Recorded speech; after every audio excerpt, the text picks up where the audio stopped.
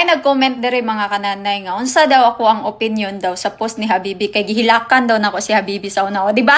Wala na gani ko sa Bisaya Family 3.0 inyo pa jud ko. I-apil ani nga mo ingon raman ta kog naa sa comment section ang link. Oh. Pero mga kananay no, istoryahan ta mo kani siya tinuod ni siya nga panghitabo sa among pamilya. Okay? Dili ni sa ingon nga opinion, dili pod ni sa ingon nga nakisaw-saw ko. I-share na ako sa inyo ha ang sitwasyon sa ako igagaw. Tinuod nga panghitabo sa kinabuhi ba. Kuan mga kananay, taga-bukid man jud ko no. Bukid man jud ko. So labi na ang ako pong kaliwat syempre taga-bukid pod. So nagkutlo siya sa ihang kaugalingong kinabuhi. O di ba makagool kay no? Ana. Sa ako pang papa ingon siya nga saon tamang gyuday nga kung anak mo ko.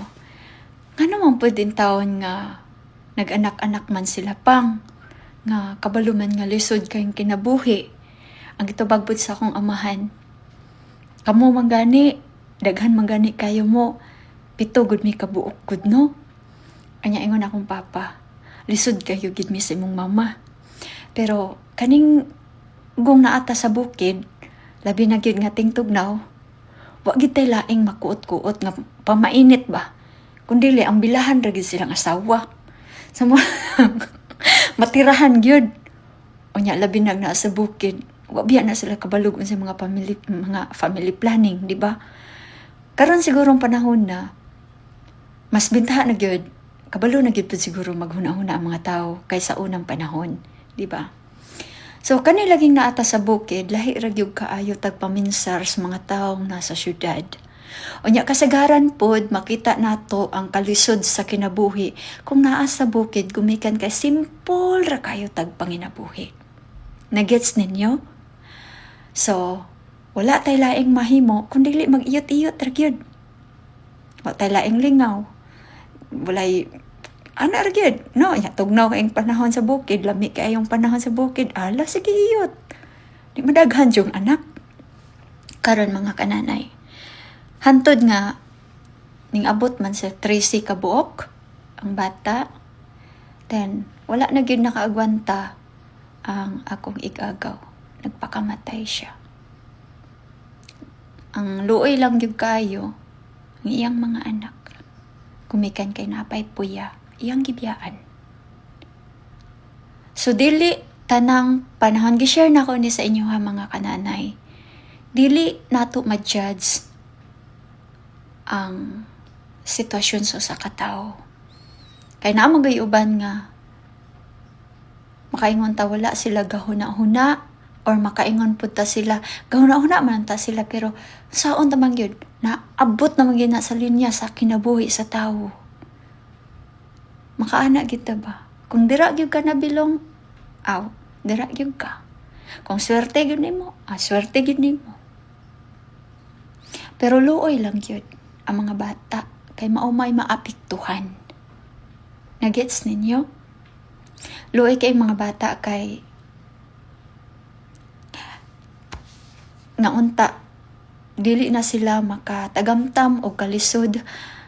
Aning kalibutan na unta nga kita unta nga inahan or amahan ato untang buhaton ang unsay ikaangay sa tong mga anak. Dili man sa ingon nga gikwaan og katungod kita nga mag-anak-anak. Wala kay freedom man na nato nga mobilang kadta. Uy lami biyang mag-iyot-iyot no. Pero abi bitaw ninyo, ako ha kanang suguon ko sa akong mama pamaligya og o tanon. Sa ay pang mata mi alas 4 buntag kay kinahanglan pa mi mangguna mi atong kamaisan or kamutian usa pa mi mga ligo din mamahaw din pag humanaw pamahaw mag-ilis nya inigdayon akong gawas dito sa among pantawan kay naanay isa ka basket o tray nga utanon kay akong lukduon padulong og eskwelahan balay-balay pa to nako mga kananay baligya sa mo to nakaanak ko sa akong kaugalingon. umudako ko dili ko gusto nga magkalisod-lisod ang akong anak. Labi na gyud nga balos jud ko sa akong ginikanan. Gusto jud na ako nga kung lisod ang akong ginikanan, tabangan jud na ako sila. Gusto na ako sila mahabua sila sa ilang kalisod. Inana ang akong mindset. Ang mo na nga naning kamot jud maayo. Nya anak ko nga kanang makaanak magay ko. Isa duha ra gyud. Kay di ko gusto nga or kung daghan man gani kog anak kana siya nagdepende na siya kung kaya nako silang buhion anak ba nya di malas ra pa siguro kayo ko kay kanang ang amahan sa kong anak way po hangod isa ra gyud nakaana ra gyud ko tama ra gyud to kay grabe pud to kapalaki ro gud pod o mo na nga isa ra gyud akong naanak karon kay biskay nakakita na og laki nga tarong adi na po kong anak kay nagka-cancer man ko sa kuang ovary. So, siguro, og pwede pa ko maka-anak, siguro dili kay isa ra kong anak. Kay kaya naman ako ang buhiyo niya. Pwede pa biya ko mo maburos pod karon siguro okay pa akong matres, diba? So, santa iya gyud og kapalaran ang tao mga kananay. Unya, ang sa atong mahisgot no, ang mga vlogger pod, at tugid po na sila magkuhag video atong mga bukid-bukid kay kaning bukid sige kay og ako man kani naa sa bukid maskin pag na ako'y kwarta simple ra gyud kayo nya mo nang lisod kay ilang taon maskin pa man tuod og naatay kwarta sa tong bulsa sa pananaw sa mga tao to alisod na kayo ta i-judge dayon ta ba inana kay lagi taga bukid kani pong mga vlogger no kanang uban ha. Ug moadto mga bukid, mo gusto mong gani mong mutabang. Mutabang mo. Ayaw na mo kuan kanang unsa na nya idamay bitaw mga bata bitaw mo hangyo ngay ko sa mga followers na ayaw ninyo i-picture ng bata nya inyong ibutang sa comment section kay luoy kayo ba? Wa pa biya na sila kalibutan ng tao na nga unsa na sila. Nya labi na nang wala pa'y buot, di pa kabalo mulakaw niya inyong i-vlog na kaluoy sa bata. Na nag-gets ninyo, no? Na ba? So, mo to nga, ang akong igagaw, wag niya naagwanta ang kalisod sa iyahang kinabuhi. Nikutlo niya, wala niya huna-huna ang iyang mga anak. Karon, iyang mga anak nagkatibulaag. Luoy kayo. Luoy yung kayo. So sa tinuod nga kinabuhi mga kananay, lahi ra gyud kaayo kaysa aning social media. Mao bitaw na mo ingon na jud ko ninyo mga kananay nga di na jud ta mag-apil-apil no. I-share lang nako ni sa inyo ha.